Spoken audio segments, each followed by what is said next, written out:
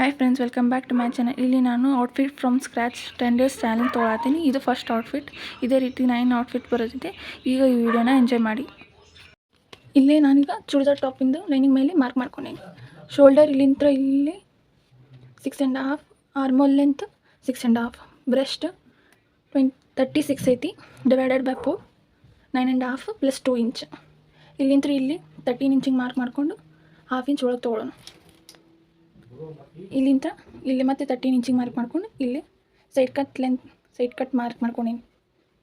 ಹಾಗೆ ಇಲ್ಲಿಂದ straight full length, ಯಾವಾಗಲೂ ಫುಲ್ ಲೆಂತ್ ಪ್ಲಸ್ 2 ಇಂಚ್ ಮಾಡಬೇಕು. ನಾನು ಅಲ್ಲಿ ಹಾಗೆ ಮಾಡೀನಿ. ಈಗ ಇದನ್ನು ಕಟ್ ಮಾಡ್ಕೊಳ್ಳೋಣ. ಈಗ ಲೈನಿಂಗ್ ಪಾರ್ಟ್ ಕಟ್ ಮಾಡಿ ಮೈನ್ ಮೆಟೀರಿಯಲ್ ಮೇಲೆ ಆ್ಯಸ್ ಇಟ್ ಈಸ್ ಇಟ್ಟು ಇದನ್ನು ಕೂಡ ಕಟ್ ಮಾಡ್ಕೊಳ್ಳೋಣ.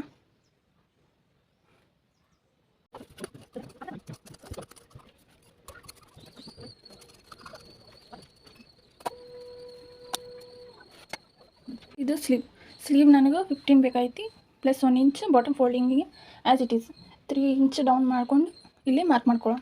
ಈಗ ಇದನ್ನು ಕಟ್ ಮಾಡ್ಕೊಳ್ಳೋಣ.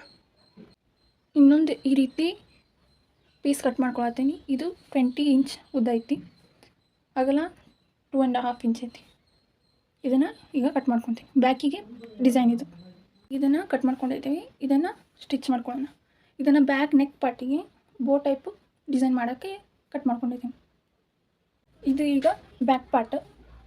ನೆಕ್ ಲೆಂತನ 8 ಇಂಚಸ್, ನೆಕ್ ವಿಡ್ತನ 2.5 ಮಾಡ್ಕೊಂಡೀನಿ. ಇಲ್ಲಿಂದ 3ನ ಮಾರ್ಕ್ ಮಾಡಿಕೊಂಡು ಇದನ್ನು ಇಲ್ಲಿ ಅಟ್ಯಾಚ್ ಮಾಡ್ಕೊತೀನಿ. ಹಾಗೆ ಈ ಸೈಡ್ ಕೂಡ ಅಟ್ಯಾಚ್ ಮಾಡ್ಕೊತೀನಿ.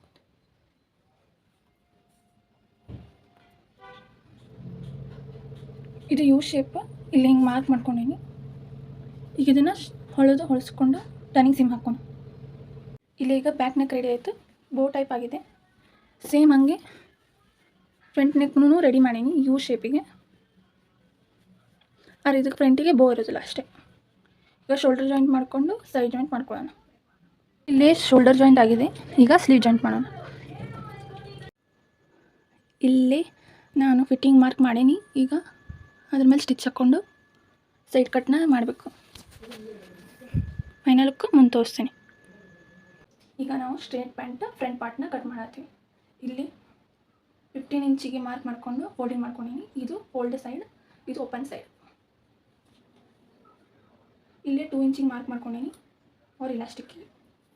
ಈಗ ಹಿಪ್ ನಂದು 39 ಐತಿ, ಡಿವೈಡೆಡ್ ಬೈ 4 10 ಬರ್ತೈತಿ. ಇಲ್ಲಿ 10ಗೆ ಮಾರ್ಕ್ ಮಾಡ್ಕೊಂಡೀನಿ. 10 plus 1 inch for stitching.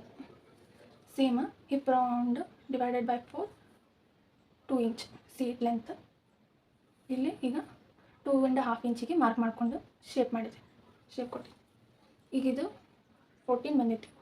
14ನ ಮಿಡಲ್ಗೆ mark ಮಾಡಿಕೊಂಡ್ರೆ 7 ಆಗ್ತೈತಿ. ಇದ್ರ ಮಿಡಲ್ನ ಸ್ಟ್ರೇಟ್ ಡೌನ್ಗೆ ಮಾರ್ಕ್ ಮಾಡ್ಕೋಬೇಕು. ನಂದು ಬಾಟಮ್ ರೌಂಡ್ 13 ಐತಿ.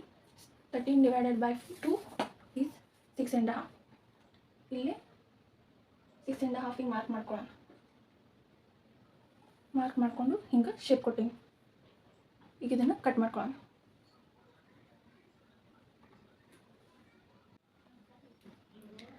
ಬ್ಯಾಕ್ ಪಾರ್ಟು ಸೇಮ್ ಫೋಲ್ಡ್ ಮಾಡಿಕೊಂಡು ಫ್ರಂಟ್ ಪಾರ್ಟ್ನ ಅದ್ರ ಮೇಲೆ ಇಟ್ಟು 2 ಇಂಚ್ ಗ್ಯಾಪಿಗೆ ಫೋಲ್ಡ್ ಮಾಡ್ಕೊಂಡೀನಿ. ಈಗ ಇದನ್ನು ಕಟ್ ಮಾಡ್ಕೊಳ್ಳೋಣ. ಈಗ ಮೇನ್ ಮೆಟೀರಿಯಲ್ ಮೇಲೆ ಲೈನಿಂಗ್ ಇಟ್ಟು ಫ್ರಂಟ್ ಪಾರ್ಟ್ನ ಕಟ್ ಮಾಡ್ಕೊಳತ್ತೀನಿ. ಹಿಂಗೆ ಸೇಮ್ ಬ್ಯಾಕ್ ಪಾರ್ಟ್ನ ಕೂಡ ಮೇನ್ ಮೆಟೀರಿಯಲ್ ಮೇಲೆ ಇಟ್ಟು ಕಟ್ ಮಾಡ್ಕೊಳ್ಳೋಣ. ಪಾಕೆಟ್ನ ಲೈನಿಂಗ್ ಮೇಲೆ ಕಟ್ ಮಾಡ್ಕೊಂಡೀನಿ. Width 7 inch, length 12 inch. ಇಲ್ಲಿ ಓಪನ್ ಸೈಡಿಗೆ ಮಾರ್ಕ್ ಮಾಡ್ಕೊಂಡು ಶೇಪ್ ಕೊಟ್ಟೀನಿ. ಈ ಥರ 2 ಕಟ್ ಮಾಡ್ಕೊಂಡೀನಿ. ಇದನ್ನ 2 ರೈಟು ಲೆಫ್ಟಿಗೆ ಟಚ್ ಮಾಡ್ಕೊಳ್ಳೋಣ. ಇದನ್ನು ಫ್ರಂಟ್ ಪ್ಯಾಂಟ್ ಪೀಸ್ ಮೇಲೆ ಇಟ್ಟು ಮಾರ್ಕ್ ಮಾಡ್ಕೊಂಡಿದ್ದೀನಿ. ಇದನ್ನು ಇಲ್ಲಿಂದ ಹೀಗೆ ಸ್ಟಿಚ್ ಮಾಡ್ಕೊಂಡು ಇಲ್ಲಿ 2 ಕಡೆ ಕಟ್ ಕೊಟ್ಟು ಹೊಳಿಸ್ಕೊಳ್ಳೋಣ. ಈಗ ಇದನ್ನು ಪಾಕೆಟ್ ಅಟ್ಯಾಚ್ ಮಾಡಿದ್ದೀನಿ. ಇದ್ರ ಉಲ್ಟಾ ಸೈಡ್ನ ತೋರಿಸ್ತೀನಿ. ಈಗ ಪೂರ್ತಿ ಫಿನಿಶಿಂಗ್ ನಂತರ ಪಾಕೆಟ್ ಅಟ್ಯಾಚ್ ಆಗೈತಿ. ಇದೇ ರೀತಿ ಇನ್ನೊಂದು ಸೈಡು ಕೂಡ ಅಟ್ಯಾಚ್ ಮಾಡ್ಕೊಳ್ಳೋಣ. ಈಗ ಇಲ್ಲಿ 2 ಕಡೆ ಪಾಕೆಟ್ನ ಅಟ್ಯಾಚ್ ಮಾಡಿದ್ದೀವಿ. ಈಗ ಸಿಕ್ ಲೆಂತ್ನ ಒಂದಕ್ಕೊಂದು ಅಟ್ಯಾಚ್ ಮಾಡ್ಕೊಳ್ಳೋಣ. ಹಂಗೆ ಬ್ಯಾಕಿಗೂ ಅಟ್ಯಾಚ್ ಮಾಡ್ಕೊಳ್ಳೋಣ. ಈಗಿಲ್ಲ ಫ್ರಂಟ್ ಆ್ಯಂಡ್ ಬ್ಯಾಕ್ ಸೀಟ್ನ ಅಟ್ಯಾಚ್ ಮಾಡ್ಕೊಂಡೀನಿ. ಈಗ ಇದನ್ನು ರೈಟಿಗೆ ರೈಟ್ ಇಡೋಣ. ಈಗ ಇದನ್ನು ಇಟ್ಕೊಂಡಿನಿ. ಈಗ ಸೈಡ್ಸಿಗೆ ಸ್ಟಿಚ್ ಮಾಡೋಣ. ನೆನಪಿಲ್ಲಿ ಪಾಕೆಟ್ ಕೂಡ ಸ್ಟಿಚ್ ಆಗಬಾರ್ದು. ಎರಡು ಸೈಡ್ನ ಸ್ಟಿಚ್ ಮಾಡ್ಕೊಳ್ಳೋಣ. ಸೀಟ್ ಜಾಯಿಂಟು ಮತ್ತು ಸೈಡ್ ಜಾಯಿಂಟು ಆಗೈತಿ. ಬಾಟಮಿಗೆ ಇಲ್ಲೇ 2 ಸ್ಟ್ರಿಪ್ ಕಟ್ ಮಾಡ್ಕೊಂಡೀನಿ. ಈ ರೀತಿ ರೈಟ್ ಸೈಡಿಗೆ ಇಟ್ಟು ಇಲ್ಲೇ ಸ್ಟಿಚ್ ಮಾಡಿಕೊಂಡು ಟರ್ನಿಂಗ್ ಸೀಮ್ ಹಾಕಿ ಈ ರೀತಿ ಸ್ಟಿಚ್ ಮಾಡ್ಕೋಬೇಕು. ಇದನ್ನು ಸ್ಟಿಚ್ ಮಾಡಿ ನಿಮಗೆ ತೋರಿಸ್ತೀನಿ. ಈಗ ಇಲ್ಲೇ ಪಟ್ಟಿ ಅಟ್ಯಾಚ್ ಮಾಡಿ ಟರ್ನಿಂಗ್ ಸೀಮ್ ಕೊಟ್ಟೇನಿ. ಇದನ್ನು ಇಲ್ಲಿ ಸ್ಟಿಚ್ ಮಾಡ್ಕೊಳ್ಳೋಣ. ಈಗ ಇದನ್ನು ಸ್ಟಿಚ್ ಮಾಡ್ಕೊಂಡಿದ್ದೆ. 2 ಸೈಡ್ಸ್ನ ಸ್ಟಿಚ್ ಮಾಡ್ಕೊಂಡೆ. ಎಕ್ಸ್ಟ್ರಾ ಫ್ಯಾಬ್ರಿಕ್ನ ಇಲ್ಲಿಗೆ ಕಟ್ ಮಾಡ್ಕೊಂಡ್ಬಿಡೋಣ. ಈಗ ಇಲ್ಲೇ ರಿಮೈನಿಂಗ್ ಫ್ಯಾಬ್ರಿಕ್ನ ಕಟ್ ಮಾಡಿಕೊಂಡು ಉಲ್ಟಾ ಫೋಲ್ಡಿಂಗ್ ಮಾಡ್ಕೊಂಡೀನಿ. ಇದನ್ನು ಹೀಗೆ ಸ್ಟಿಚ್ ಮಾಡ್ಕೊಳ್ಳೋಣ. ಸ್ಟಿಚ್ ಮಾಡಿಕೊಂಡು ಅಲ್ಲೇ ಇಲಾಸ್ಟಿಕ್ ಹಚ್ಚಿದರೆ ಪ್ಯಾಂಟ್ ರೆಡಿ ಆಗ್ತೈತಿ. ಈಗ ಸ್ಟಿಚ್ ಹಾಕ್ಕೊಂಡಿದ್ದೀನಿ. ಇಲ್ಲಿ ಸೇಫ್ಟಿಗೆ ನಾನು 2 ಸ್ಟಿಚ್ ಹಾಕ್ಕೊಂಡೀನಿ. ಒಂದು ಹೋದರೆ ಇನ್ನೊಂದು ಇರ್ತೈತೆ ಅಂತ. ನೀವು ಬೇಕಾದ್ರೆ 3 ಇಲ್ಲ 4 ಹಾಕ್ಬೋದು. ಈಗ ಇಲಾಸ್ಟಿಕ್ ಹಚ್ಚೋದನ್ನ ಹೇಳ್ತೀನಿ. ಇಲಾಸ್ಟಿಕ್ ಹಚ್ಚೋದನ್ನ ಈಗಿಲ್ಲೇ ಹೀಗೆ ಸಿಂಗಲ್ ಫೋಲ್ಡ್ ಮಾಡಿ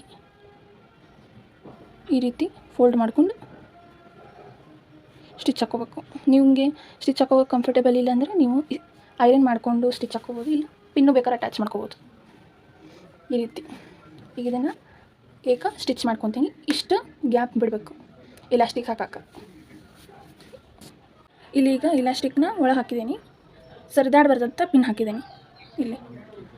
ಇಲ್ಲೇ ಒಂದು 2 ಇಲಾಸ್ಟಿಕ್ನ ಅಟ್ಯಾಚ್ ಮಾಡಿ ಇಲ್ಲೇ ಸ್ಟಿಚ್ ಮಾಡ್ಕೋಬೇಕು. ಈಗ ಇದನ್ನು ಆಮೇಲೆ ಹಿಂಗೆ ಒಳಗೆ ಹಾಕಿ ಇಲ್ಲಿ ಸ್ಟಿಚ್ ಮಾಡಿಕೊಂಡು ಸೆಂಟರಿಗೆ ಒಂದು ಸ್ಟಿಚ್ ಹಾಕೊಂಬಿಟ್ರೆ pant will be ready. Next ಇದು ದುಪ್ಪಟ್ಟ ಫ್ಯಾಬ್ರಿಕ್ ಗ್ರೇ ಕಲರ್ನಾಗ ತೊಗೊಂಡಿನಿ. ಫ್ಯಾಬ್ರಿಕ್ ಅಂಗಡಿಯಾಗ ದುಪ್ಪಟ್ಟ ಫ್ಯಾಬ್ರಿಕ್ ಅಂತಲೇ ಸಿಗ್ತಾವೆ, ನೀವು ಅದನ್ನು ತೊಗೋಬೋದು. ಇದ್ರಾಗ ನಾನು 2.5 ಮೀಟರ್ ಅಂದರೆ 2.5ಕಿನ ಚೂರು ಕಡಿಮೆ ತೊಗೊಂಡಿನಿ. ಇದನ್ನು ಎಡ್ಜಸ್ಸಿಗೆ ಹೀಗೆ ಇದೆ, ಇದನ್ನು ಕಟ್ ಮಾಡಿ ಫೋಲ್ಡ್ ಮಾಡಿ ಸ್ಟಿಚ್ ಮಾಡ್ಕೊತೀನಿ. ಈಗ ಇಲ್ಲಿ ದುಪ್ಪಟ್ಟ ರೆಡಿಯಾಗಿದೆ. ದುಪ್ಪಟ್ಟ ಮೊದಲು ನಾನು ಆಲ್ ಸೈಡ್ ಫೋಲ್ಡಿಂಗ್ ಮಾಡಿ ಸ್ಟಿಚ್ ಹಾಕ್ಬೇಕಂತಿದ್ದೆ. ಆಮೇಲೆ ಪ್ಲೇನ್ ಅನ್ನಿಸ್ತು, ಅದಕ್ಕೆ ಇಲ್ಲೇ ಲೇಸ್ನ ಅಟ್ಯಾಚ್ ಮಾಡಿದ್ದೀನಿ. 4 ಸೈಡ್ ಅಟ್ಯಾಚ್ ಮಾಡಿದ್ದೀನಿ ಇಲ್ಲಿ ಗೋಲ್ಡನ್ಸ್ ಲೇಸ್ನ. ಈಗ ದುಪ್ಪಟ್ಟ ರೆಡಿಯಾಗಿದೆ. ಇದೀಗ ಫೈನಲ್ ಲುಕ್. ನಿಮಗೆ ಈ ವಿಡಿಯೋ ಇಷ್ಟ ಆಗಿದ್ದಲ್ಲಿ ಲೈಕ್ ಮಾಡಿ, ಶೇರ್ ಮಾಡಿ. ಇದೇ ರೀತಿ ವೀಡಿಯೋಸ್ ನೋಡಲು ನಮ್ಮ ಸ್ಟಿಚಿಂಗ್ ದುನಿಯಾ ಯೂಟ್ಯೂಬ್ ಚಾನಲ್ನ ಸಬ್ಸ್ಕ್ರೈಬ್ ಮಾಡಿ. Thank you for watching.